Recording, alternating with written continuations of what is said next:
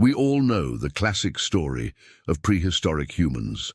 Picture this, a group of hairy cavemen armed with sharp spears running after a woolly mammoth across the icy landscape. The men are big and strong, their muscles rippling beneath their thick furs. With one mighty thrust, the leader takes down the beast, and his tribe celebrates their victory over the giant animal. Their survival, once again, depends on their hunting prowess. But let's take a step back and look at this picture more closely. Something doesn't quite add up. For starters, that woolly mammoth is a lot bigger and stronger than any human. So why doesn't it just trample them? Second, do humans really spend all their time hunting megafauna? And third, and perhaps most importantly, what evidence do we have that this kind of hunting actually played a significant role in human survival? These are important questions because for decades, textbooks and documentaries have repeated the same story. The same story of humans with spears taking down mammoths, bison, or giant ground sloths. This epic megafauna hunter story has shaped how we think about survival in the Stone Age. Humans as noble hunters who tamed the wild by bringing down its greatest beasts. But here's the thing. Those hunts, while they happened, were rare, risky, dangerous, extremely dangerous. One wrong move and the hunters became the hunted. So let's ask again, how did our ancestors survive day after day, year after year? The answer lies in the foods we've overlooked, not the mammoth, but the berries, not the woolly rhino, but the tubers, not the saber-toothed cat, but the insects. Our distant relatives first arrived in Europe around 45,000 years ago, just as the last ice age was ending. Europe was not a pleasant place to live. It was cold and dry. But our ancestors weren't daunted. They had survived similar conditions in other parts of the world, and they brought their knowledge of edible plants with them. When they arrived in Europe, these early humans wasted no time in getting to work. Within a few thousand years, they had dug up every single wild edible plant in the region.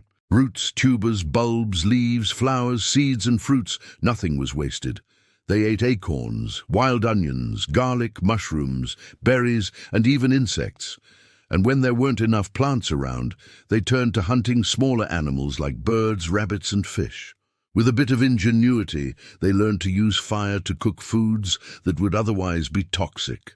Think about that for a second. Cooking not only made the food safer, but also transformed its texture and flavor. This wasn't just about hunting big game or eating berries. It was about being clever. It was about outsmarting nature's defenses, turning something potentially harmful into a source of nourishment. They weren't just hunters. They were also gatherers. And this is where the real magic happened. As they gathered different plants, they noticed subtle differences in their tastes, in their textures, in how they made them feel. Over time, they started experimenting, mixing and matching ingredients in new and exciting ways.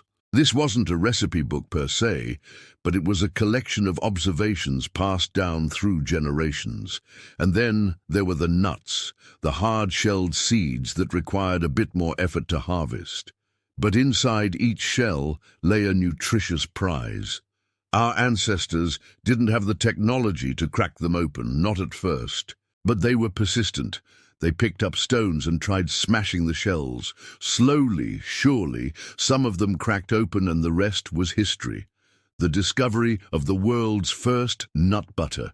Okay, maybe not that exactly, but you get the point.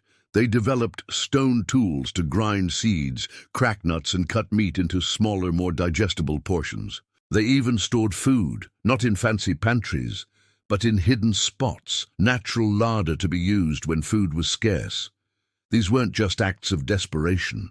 They were evidence of human ingenuity, proof that our ancestors were thinking several steps ahead, planning for the future, experimenting with their environment. They were studying the patterns of nature, and human survival was no longer a daily struggle. It was a testament to their understanding of their world. This matters today because it shows us that human survival wasn't just about brute strength. It was about adaptability, about finding a way to thrive in the face of adversity. Whether they were in icy tundras, dense forests, or dry grasslands, our ancestors found a way to adapt and survive. They weren't just hunters. They were problem solvers, experimenters, innovators. And that adaptability is still in our DNA. So the next time you think about prehistoric humans, don't just picture them chasing mammoths. See them digging up tubers, cracking open bones, roasting roots, and inventing clever ways to get their next meal. Because that's the real story, and it's even more amazing than the myth. Thank you for watching. If you found this eye-opening, hit like, share it with a friend, and subscribe for more videos that uncover the hidden stories of our past. Until next time, keep asking questions and stay curious.